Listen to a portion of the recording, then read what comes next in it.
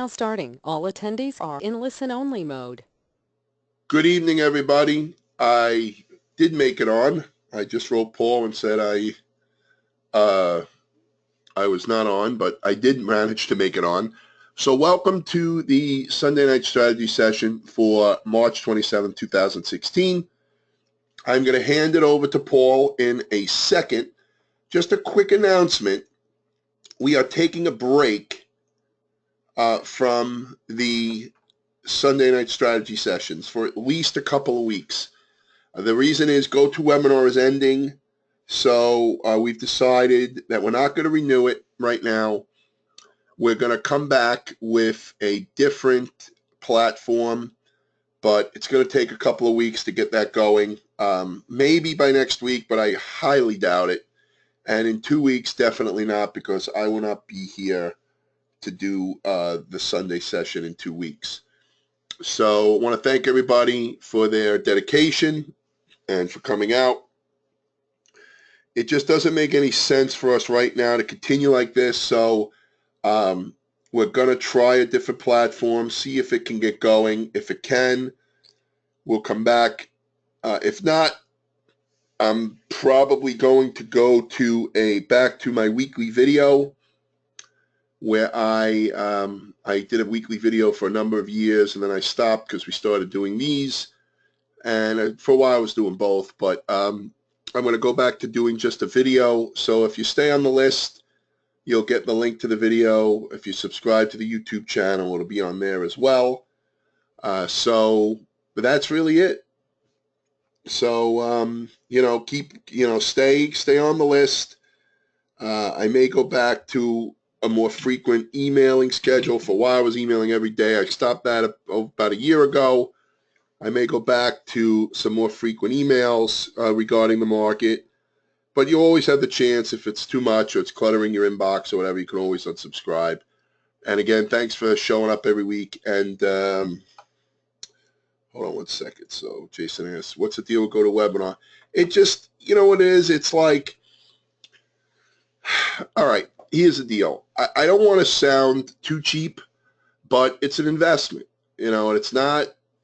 And I just talked about it with Paul, and I just decided, look, it's not worth the investment. As you guys know, we don't sell anything on here.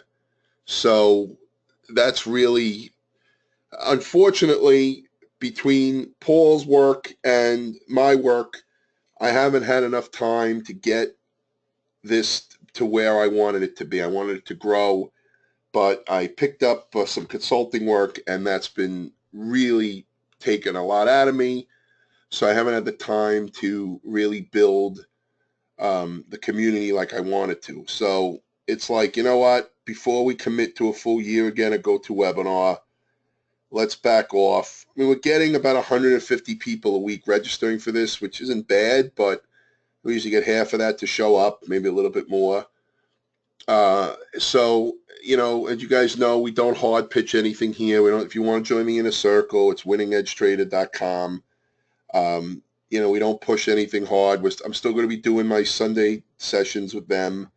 That's part of their membership with the newsletter and the video. But just right now, we just decided. I mean, it was mostly me. To be honest, I don't want to throw this on Paul because he would have just re-upped. But I'm like, you know what? Let's just back off a second and see if we could do this a different way. So we'll try to do them a different way. We'll try to come up with a different platform to do it. We're thinking something like Google Hangouts. And if we could do that, then that's probably an easier way to come in. The quality is not as good as obviously as GoToWebinar. And I just think it's easier to now at least take a break, reevaluate, and then come back stronger. We do have a couple of webinars planned. That's the other thing. Like I said, I've been sidetracked, unfortunately, but I've been working a course, how to trade breakouts, pullbacks, and really putting a lot into this course. I think it's coming out great. I've showed it to two friends of mine in the business who know nothing about charts, and they both love it. So I'm hoping that the people that do know about charts will love it too. And then we're working on a big ETF course that I've just started outlining, but that's where Paul would be center stage on that, because obviously he is the ETF expert, and a lot of information to share there, and grow it out that way. But stay on the email list if you want, and if I do my weekly video, you won't have to show up live in person.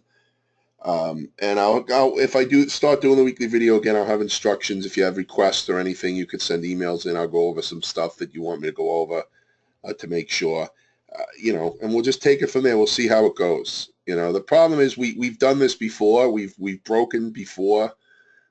We've broken the strategy session before, but we always seem to come back. It's like I don't know. It's like a magnet. Anyway. That's it. Anyway, I'm gonna hand it over to Paul, or I don't know. Wait a minute. I think I have it now. Does Paul? Do you have it?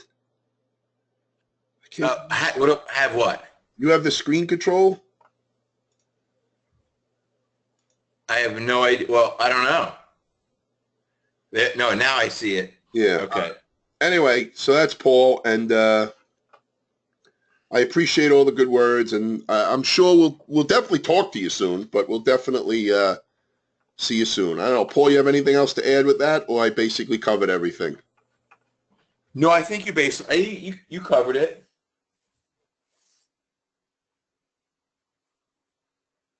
You want me to roll? Yeah, go ahead. Okay.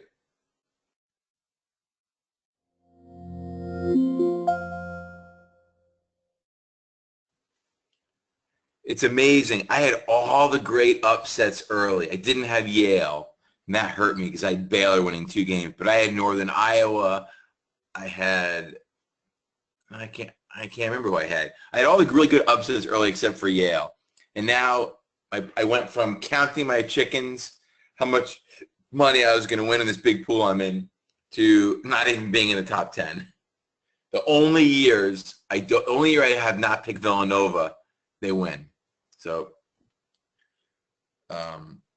figures.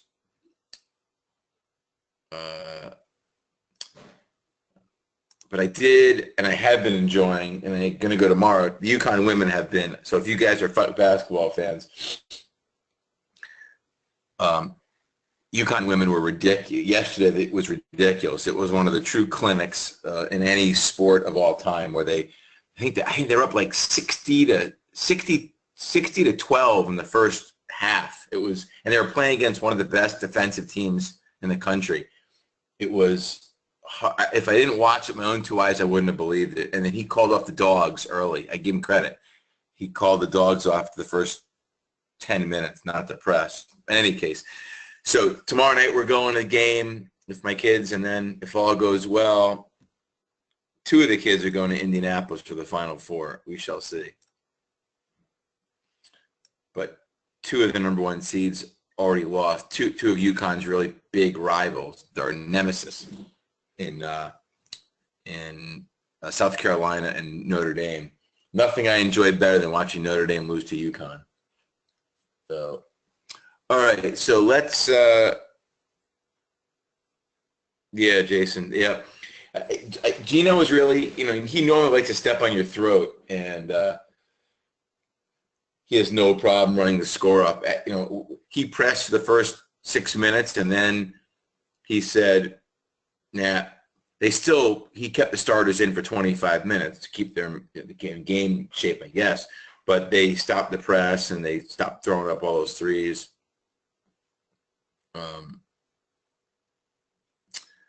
All right, let's see.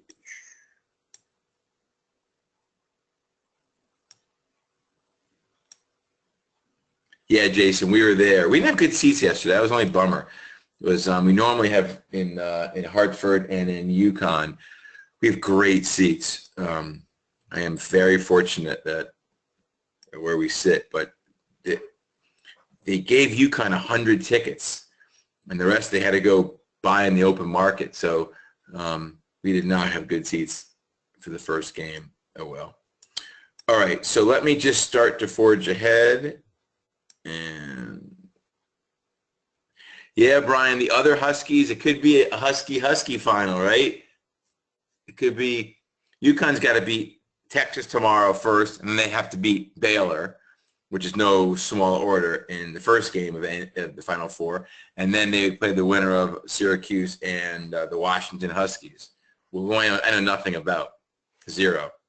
I think their color is purple and yellow with a little bit of white. That's about all I know. All right. So coming into last week, my thinking and thesis was market was extended. I have a new FOMC trend that called for lower prices or a little bit of a headwind. We had short-term overbought. And last week, market was down a little bit, nothing dramatic. We didn't have any really big down days yet. If this is a typical pullback, then it ended on Thursday, and we're going to go back up this week. I kind of sort of think that it may be a little bit lower, but I don't have a strong opinion. I mean, it's a rarity for me to say in the market I don't have a strong opinion. I don't think the highs are in. I think we're going to go, we're going higher, certainly above 18,000. But over the next is the next 200 to 300 points higher or lower? Yeah, it is. I don't have a conviction there. I didn't do much. I won't say any. I didn't do any selling. I don't think. I'm kind of just hanging out with what I got. So Friday, we were down here Friday morning, and now we are all the way up here by Friday's close. We had a nice little lower opening, and the bulls just steadily marched higher all day. I can't believe Virginia's going to lose to Syracuse. I hate Syracuse. As much as I hate Notre Dame, I hate Syracuse because they blackballed UConn from getting into the ACC. So I hate Syracuse. And sorry about that. All right, so Friday's action. Anybody win? Not really. Breadth a little bit strong, a little bit higher than even. Indices are really just a touch higher. Nothing really went on Friday. So let's dive in.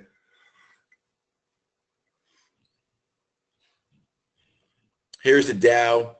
Again, here's the pullback I talked about last Sunday. Did it get anywhere? No. We're on a closing basis. It's just one bad down day, not even. So it's pretty quiet. Digesting nicely, I would say. Stochastics will all be like this, very overbought, but doesn't mean they have to go down. We could work this off by just going sideways. Or we could actually pull back to the 21-day moving average. Do I have a preference right now? I don't. S&P looks almost the same. There it is. Kind of the same. Maybe a drop weaker, but it's done everything that I talked about.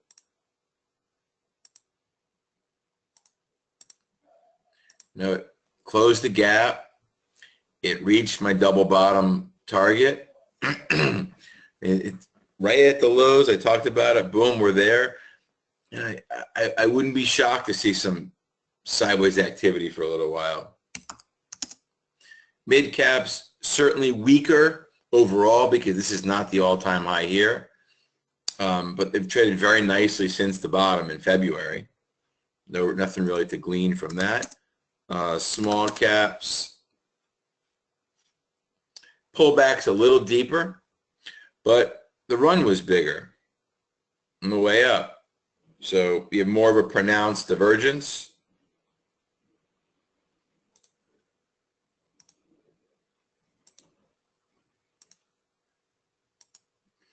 It's a little more of a pronounced divergence right here. I don't own small caps and I haven't for a while, but I do own a lot of the Qs, which is a laggard, but I think right in here the last week they're trying to play catch up. They're holding on, trying to resist. They really only gone down a day. And they're really holding on, trying to coil. So I think the next move should include the Qs being a leadership group. Europe, and I've said it for so many days, I don't know what to make of it. It's a laggard. Would I want to stick my neck out? No. It's pulled back a lot deeper here than the U.S. markets. I don't know. No, I don't have an opinion. Emerging markets have had a wonderful run from the lows and are pulling back a little deeper. So this is a group I definitely want to key and keep an eye on, emerging markets. Because if we get another leg higher, these things should be able to, you know, grab another 10 to 20%.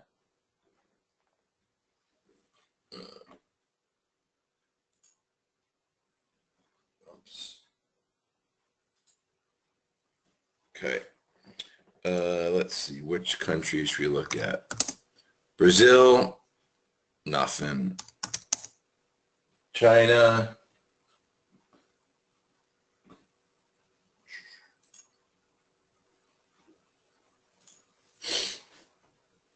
China, no. This China ETF I've been stalking for a while. I just haven't pulled the trigger. PGJ.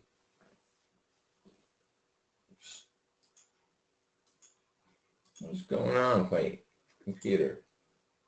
Come on. There we go. Okay. Let's see what else. Russia. Nothing. You get a more pronounced divergence now in Russia on the new high. We talked about this last week. Any opinion on it? Not really. I'm looking at South Korea. Nothing. A lot of nothing. I like to see a little deeper pullback. Any other countries? Not really. All right, let's see if we have any questions.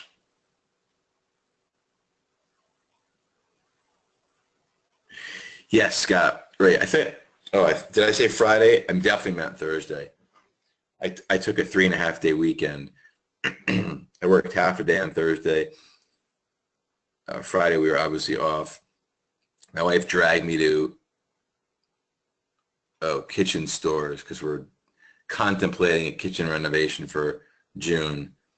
So we went and looked at appliances. I cannot believe how much better quality appliances cost. I was floored, like fall over the ground, floored at how much they cost. That's insane.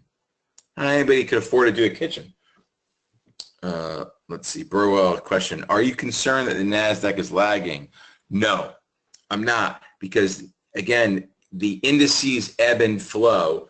I think the NASDAQ is supposed to step up shortly. If we're a month from now and the NASDAQ hasn't stepped up, then I will absolutely say I'm concerned, but I don't want to jump the gun. And I think the quality of leadership has been great. You know, the beginning of every rally, you get the most beaten down bounce, and then real leadership takes over, which I think we've got some really good, strong leadership.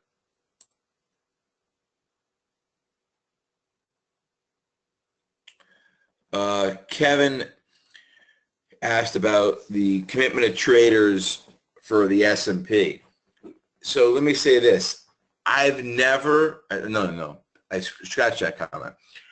In the last couple of years, I have not found the commercials, Kevin, on the S&P to be particularly wonderful. I'm looking at it. I'm going to pause for a second and look at another computer where I have some data. So stay with me. I want to see what my COT data looks like.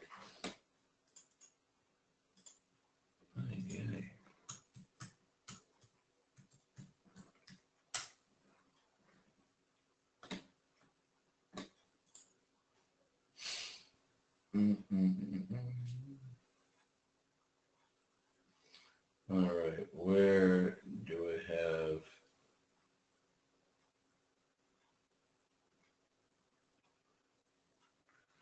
Hang on. I'm just trying to find where I've stored my commitment to trader spreadsheet.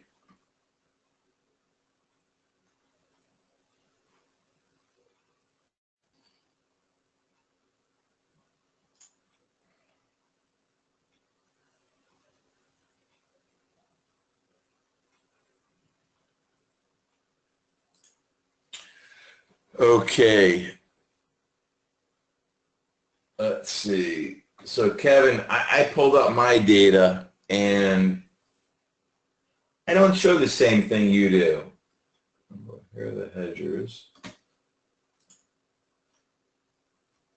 I'm look at the small speculators, see where they are. Yeah, the small. I show the small speculators are very, very, very bearish on the S&P, and that's been a pretty good. Let's get that back. It's been a decent indicator of late. I'm having trouble grabbing the commercials really easily. Let me see if there's any more. Okay, let's go into 3 key sectors. The story is the same. Stocks. The rally's been nothing short of amazing. So this has been an unbelievable rally, and we're very, very, very overbought, and we've got a day of pullback. And guess what? Consumer discretionary has been a very, very, very good rally. A little more of a pullback. Looks pretty good. The trannies, which I love because everybody was so bearish down here. And what they do, they truly ripped off the face of the bears. What a nice pullback. Look at this. So you've got a lot of constructive counter trend pullbacks, look like this. You know, solid green candles up and these like nothing little nothings pulling back.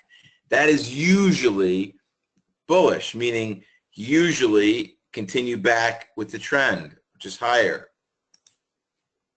And finally, banks. Let me say this about banks. Yes, you do have a divergence. Okay. Yes, you do have a divergence. This pattern here of, really 1 down, 2 down, 3 down, I mean, typically this resolves itself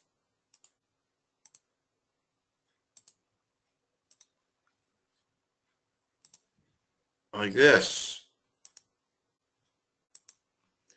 Is it ready to do that? I don't know. I struggled with the banks, as you know, but that's a typical resolution here. Maybe we pull back a little harder, but these banks are supposed to resolve themselves higher. I just don't have a strong opinion on them. So the 4 key sectors, none of them look bad. None of the 4 key sectors look bad. The rest of them, here's software, looks fine. Not a world beater, but looks fine. Telecom, I love this this is a bad tick up here, by the way. Let's do XTC. So it has a really nice little pullback, consolidation. Should resolve itself to the upside. Diversified financials clearly look stronger than the banks. Banks are going sideways. These are high. Look, this is a nice pullback. If you like XLF and you don't buy it now, I question when you would buy it. But it looks constructive. Retail looks like XL wide, huge rally, consolidating. I haven't loved retail in a while, but it looks fine. The home builders, kind of the same thing. Beautiful little 4-day pullback. If you don't like it now in the pullback, when would you like it, is my comment. Industrials, another face-ripping rally, pulling back nicely. Same as materials, although not as strong. Still, so these 4 to 5 day pullbacks really look interesting. And I say that because if you're wrong, the minute it closes at a new low, I'm sorry, it breaks Friday's low on a close, Thursday's low on a close, you get out. I think a lot of these sectors are worth a shot on the long side. Energy, same thing. Deep enough pullback. 5% from high to low in a week on energy. It's a good enough pullback to try to give it a shot. Energy services looks a little sloppier and a little weaker. I'd probably play XLE instead. This is clear. Much bigger loss of momentum. Let's see. Internet, which I still own in pretty good size. Going sideways. This is a real, so Burwell said this is a real laggard, the internet sector. They should have been a lot higher, and I think the put up or shut up time is here for this group. Airlines, same thing. Nice, nice couple day pullback. Should be getting ready to move. The anti-Hillary Clinton sector, healthcare. Healthcare and biotech. I don't know what to make of this besides the fact that it's really a play on Hillary Clinton winning. So, don't know. Let's see. Solar's nothing there. On the defensive side, XLP, which I still own in size, big size, pulling back really nicely, right back into the 21-day moving average, where the bounce could start any moment, still like that. IYR looks even better. Nice, beautiful pullback. This is a pretty deep pullback. 5 days right down to the 21-day moving average. Good shot to go along here with a really tight stop and a close below Thursday's low. And the Utes, which I still own, haven't pulled back much. They're kind of hanging out up by the highs. This blue line represents the all-time high. So they're not far from an all-time high. Let me see what questions we got.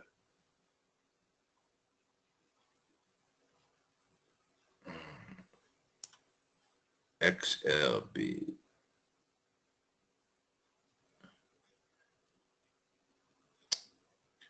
XLB to make a new high.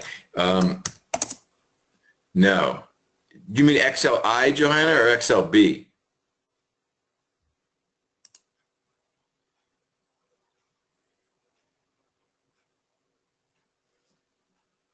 Yeah, we're not close. We still got some work to do. So the new high would be another, let's round it and call it 8 points, or 20%-ish. Okay.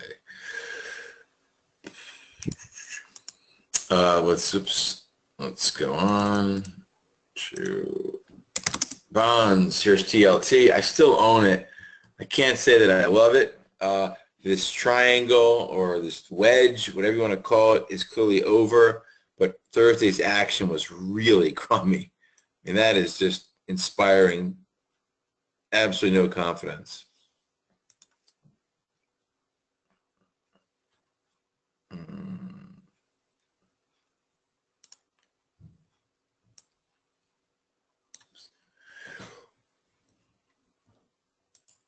Junk bonds, which I still own, I've done nothing. So junk has pulled back. We had 1, 2, 3, 4 pretty good down for junk bonds. That's a pretty good pullback in junk bonds after just a historic run to the upside. The plain vanilla funds, they pulled back, just not as much, but still a nice little pullback here. And the AD line, hard to argue. I don't know any, well, I shouldn't say that. You got to be a knucklehead to try to say this AD line is anything but positive. You can dismiss it and say it doesn't matter, But to say this is anything but positive, you'd be flat out wrong. This is just not what you normally see in a weak market.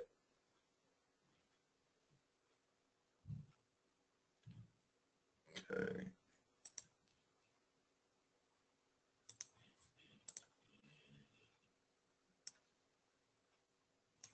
Okay. So let's go to the dollar and then gold. Here's the dollar again.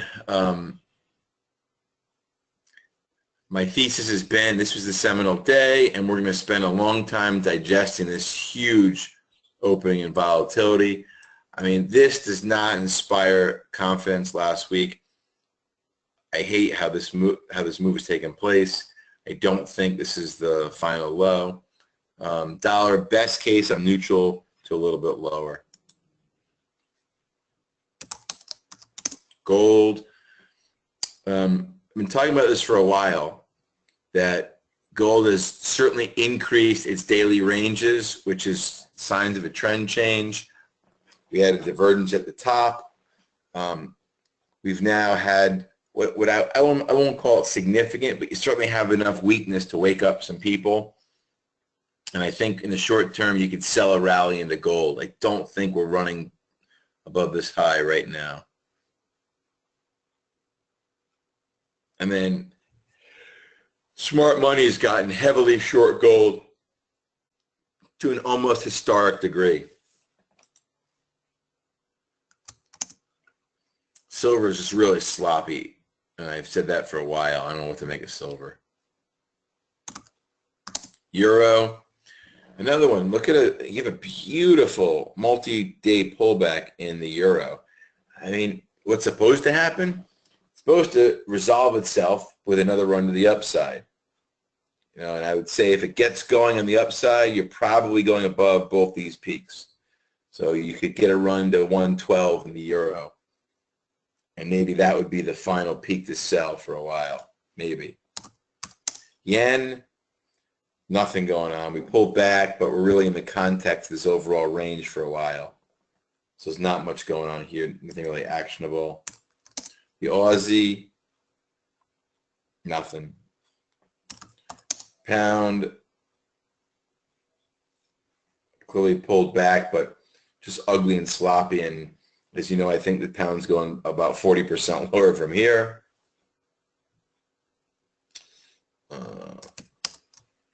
Copper.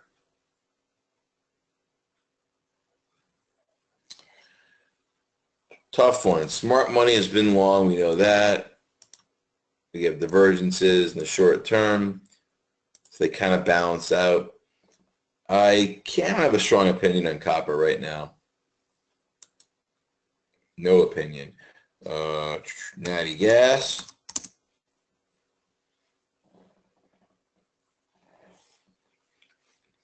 Well, I keep talking about the possibility of a new bull market, but these kinds of this is where they got me good. I really thought this was going to be a blast off. It's just this. If this is a new bull market, it's a nice run here. No real tall green days. But this pullback is a lot deeper with some more red than I would like to see if it was launching a new bull market. Crude oil. Hanging in nicely. I mean, being really overbought and only giving up essentially a one-day decline. So it's hanging in nicely. You've got I don't know, this has got to be, what, a 65% rally already? I mean, we're going to have a pullback at some point. It just may be shallow. What I was thinking about earlier in the shower, which I have no idea why, but I was thinking about, I remember at these two bottoms, how many people were forecasting $16, $17, $18 crude, and one person who was forecasting $8 or $9 crude. It's amazing what lower prices will do for downside price targets. Let's see, we did crude. What else? We've got to do grains. Let me pause for a second, see if we have any questions or comments. Let's see.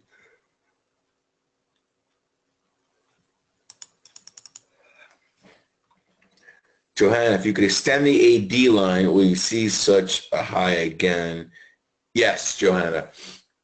If you mean such a vertical move, you see vertical moves in AD lines when you're in the thrust mode out of a bottom.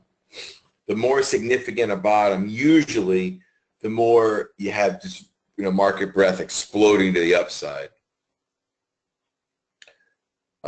Linda, I just did oil. I think you heard it, but if not, I'll do it again for you. Let me know. Burwell, if the U.S. went to negative rates, would that be bullish or bearish for stocks, and for how long? Well, that's a tough one.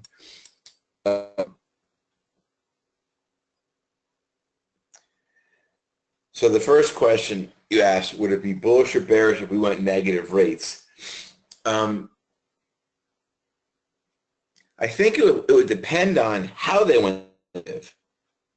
So I cannot imagine it in my heart of hearts that the Fed's going to let you put $100 in the bank and only give you back 99. I don't think that is any shot of happening, not in my lifetime. If they went negative, it would have to be bank overnight lending rate. So they'd force the money kind of out of the banks on the street. Would it be positive or negative? I don't think I have an opinion yet because I'd want to see what else they offered. If they just said the Fed funds rate is going to minus 0.5%, then I think it'd be negative. But it depends on and I guess what would happen to the money that's held in reserve at the Fed because they have to hold money there. Would that go negative also? And how could you penalize the banks if they have to leave money there? So I guess there's a variety of factors. But just a regular negative overnight Fed funds rate, that has to be, I would think that'd be a negative. And for how long? I guess it would depend on what the market perceives as how long the current environment would remain in place.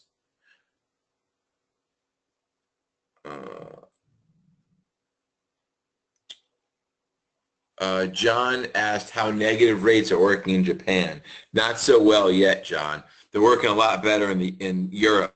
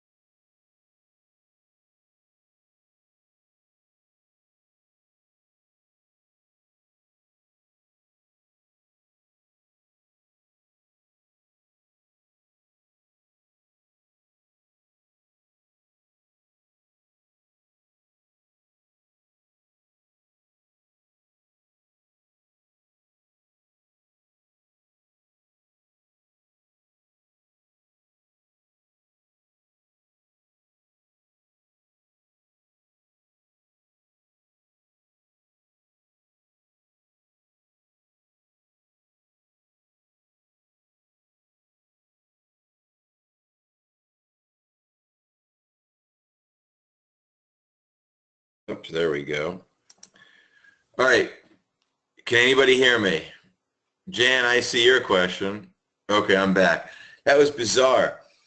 I just got a message. Okay, thanks, guys. I just got a message. It said the GoToWebinar network is down. All right. Let me go back. So I don't know where I lost you guys. John, did you hear me answer the question, or did I answer the question that you guys heard about negative rates in Japan? Which I said it's not working out so well in Japan.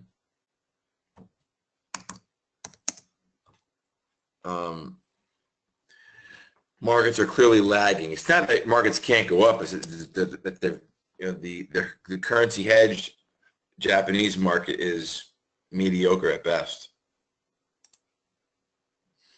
Let's see. Under Dodd-Frank, there's a provision for a bail-in. Are you concerned going forward this may invoke? U.S. wants to get another. So here's Burwell. From my experience, this is Republicans and Democrats. Whenever they write a law, it's always in response to a crisis that never happens again. So they did all these things to prevent a crash of 87 from happening again on that given day, but we never came close because now the market's figured out that they can't crash in one day. They do it over a period of 5 days. So I'm not worried about Dodd-Frank in that regard because I think the next crisis is going to will totally blindside the regulators and the lawmakers. And it's going to happen because nobody can really see it. I should say nobody, it's not fair. The vast majority won't be able to see it. And it'll be another way things unfold.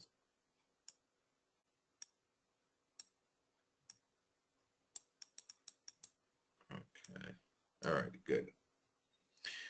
So again, John, I don't think that negative rates is really helping Japan. But I remember when they went negative, at first blush, it looked very negative, the rates, and then it was a huge qualifier that only certain things were negative, blah, blah, blah, and it didn't seem to have the same force behind it that was first anticipated.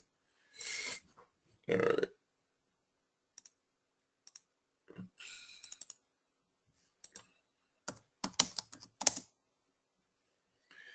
The grains, God, I mean, let's see, here's wheat.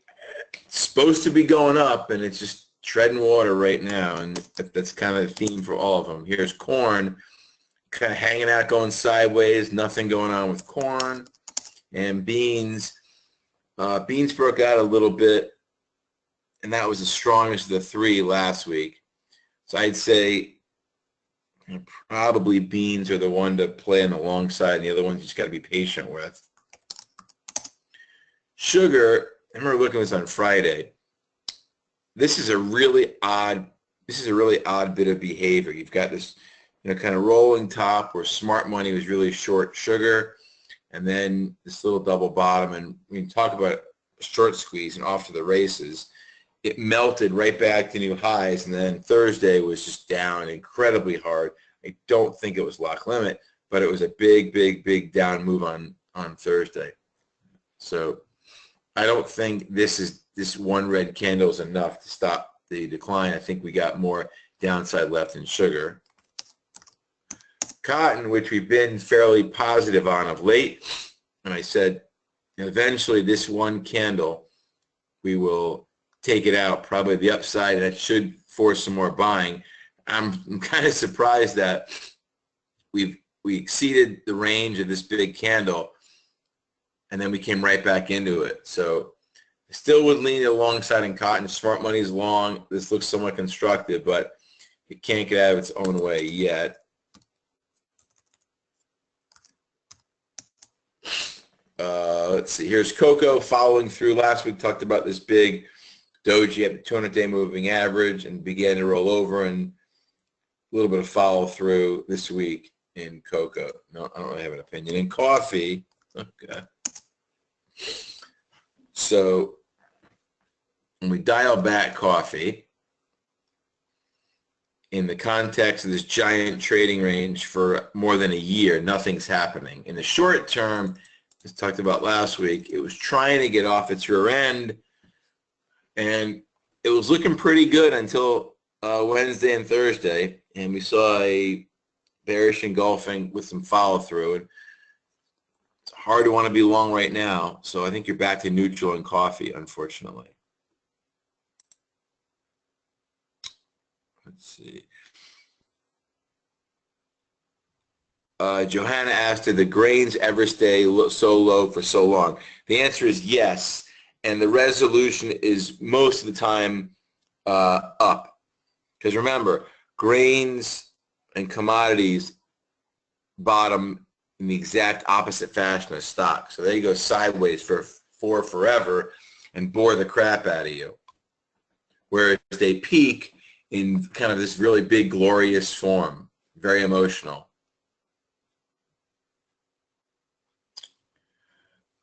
Okay.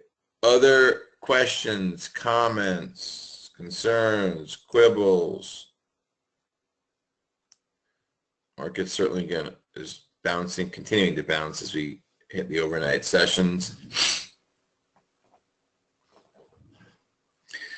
I forgot where I saw an article this week about Trump. Oh God, that they're scoring.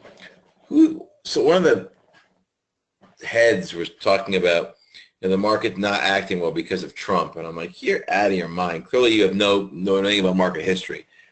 Markets are not going to worry about Donald Trump until October.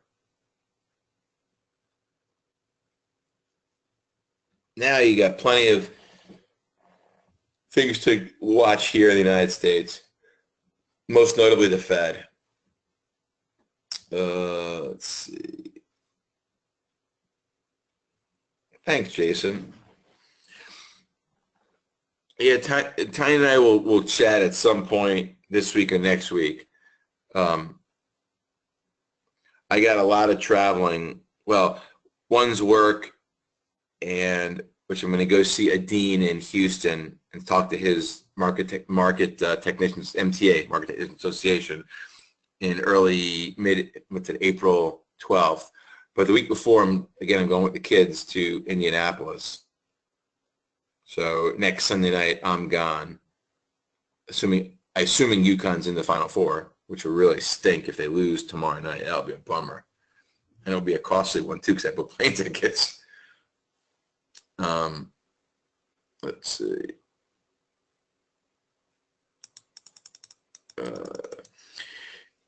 Kevin, yes, we do. So, Kevin, you can go to so our website for this is winningedgetrader.com, winningedgetrader.com.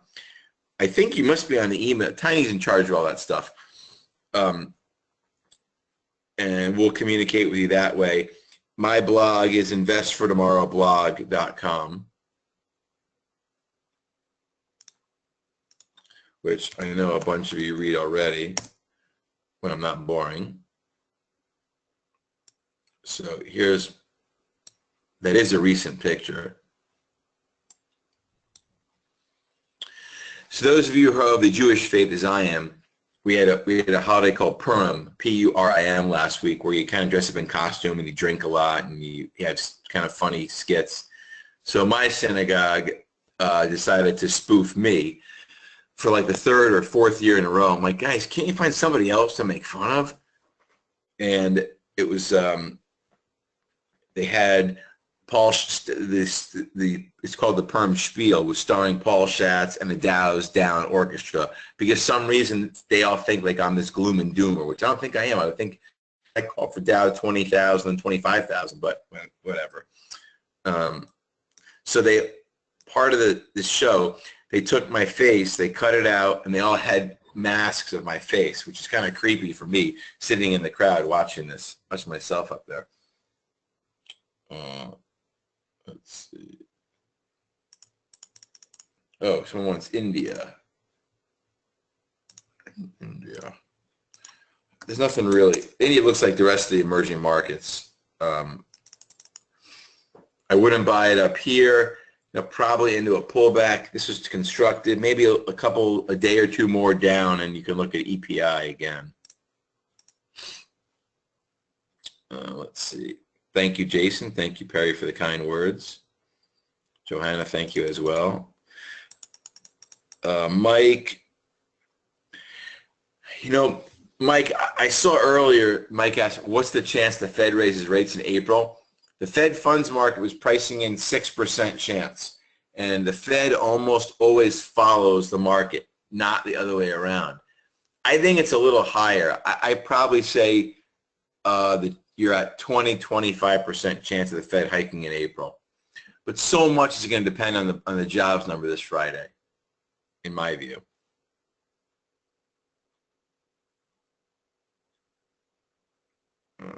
Let's see. Jason, thank you.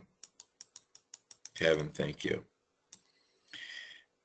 Burwell, if I were to handicap the presidential election, I think I'd say right now there is a 70% chance that there's another Clinton in the White House. There was a great video. For those of you guys who don't like Hillary Clinton, there is a great video on Facebook that's gone viral. It's a woman's voice, and she just talks about a history of Hillary Clinton, all the fines and investigations, and all the unethical behavior. Really is a pretty interesting video to watch. So I think I give Hillary a 70% chance. I probably put Trump at 25%, and I'll put Cruz at 5%. Linda, you want gold. Yeah, gold's sloppy, and I've been talking about gold peaking for several weeks now, and I think we got a pretty healthy divergence in gold. Volatility is expanding intraday. I got to think that gold's got downside work to do, which means any little bounce, I'd probably sell gold and look for a move lower. But long term, I still have gold going to 2,500 by the end of the decade. Burwell, thank you very much. We appreciate that.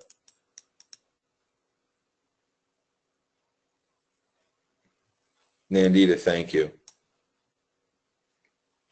Mike and Jan, JN, we appreciate it. Definitely, yep, we definitely appreciate your comments, and we'll see what happens. Tiny and I will chat. He's got a lot of stuff going on, and as you know, with me, I never don't have anything going on, so I'm always got something in the hopper.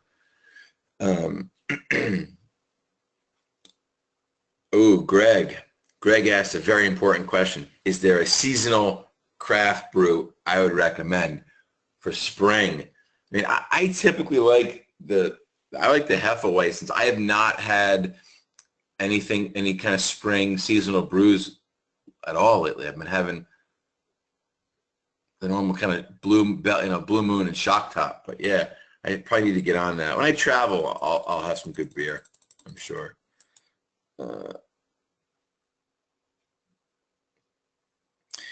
Yeah, I tell you what's interesting about the election is that nobody could ever get elected president with Hillary's disfavorable or dishonest and mistrust ratings, unless, of course, she was running against Donald Trump. It's fascinating. It's two of the most negatively viewed candidates in the history of the election.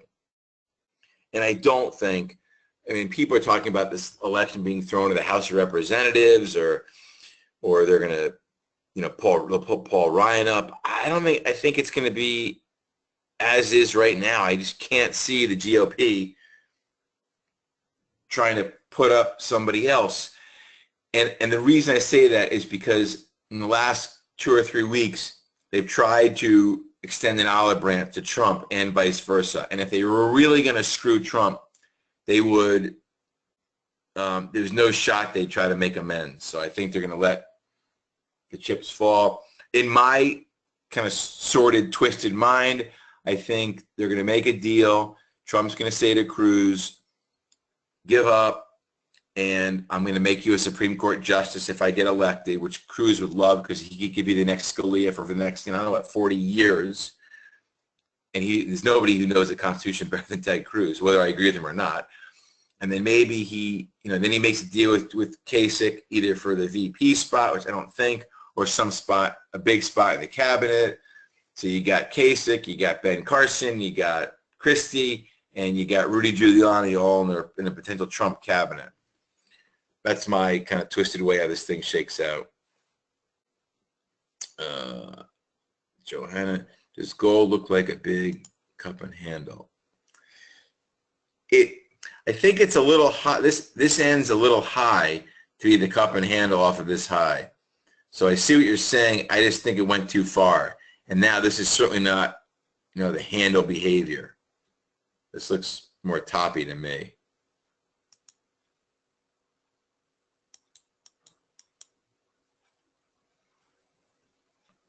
Thanks, Brian. Appreciate that. Okay, last call for questions, comments, concerns, quibbles.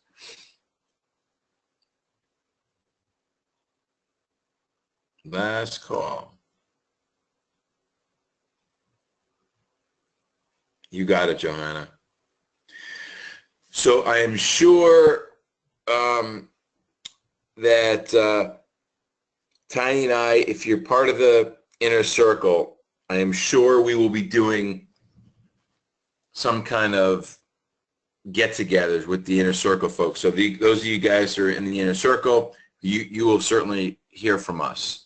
You're all going to hear from us. I didn't mean it like that, but we'll continue with doing our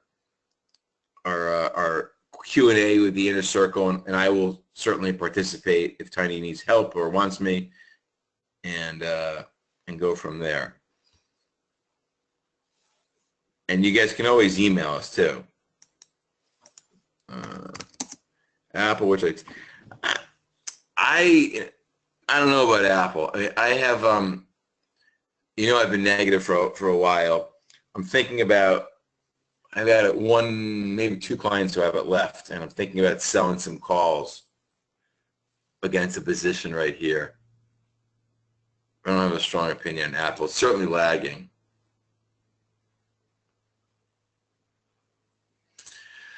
Yes, Scott, I'm sure Tiny will send out an email. The Payne show, from what I understand, they are going, unless the markets collapse, they're going all politics until November. And then after that, I think they may go back to some market stuff. But unfortunately, my sense is the days of it being an hour-long market economics show are gone. I think the political aspect appeals to enough people that they must be able to make more money that way. But I like, clearly because I'm in business, an hour-long show where we can talk about all things market or economy or geopolitics. Okay, anything else? Thanks, James. So I will close with go UConn tomorrow night. Let's bring home our 4th straight national championship. Never been done in the country. As I tell my kids who are getting a little spoiled, I said, folks, kids, you're living history being written, because this is never going to happen again in your lifetime. Gino's going to retire in the next however many years, and they're losing their 2 best players and the 2 best players in the country at once, and they're actually losing their 3 best players. So that for us, this is kind of the end of a 4-year run that I don't think we'll ever see again, but certainly been a great one. So thanks all for coming tonight. I promise you we'll be in touch sooner than later. You have our Tiny and my promise on that. We'll be in touch. We'll figure something out. You know what our website is, winningedgetrader.com. You know my blog, investortomorrowblog.com. And thanks, Jason. All right, Mark. Thanks, buddy. And we shall be in touch shortly. Everybody have a good night and have a great week. Bye-bye.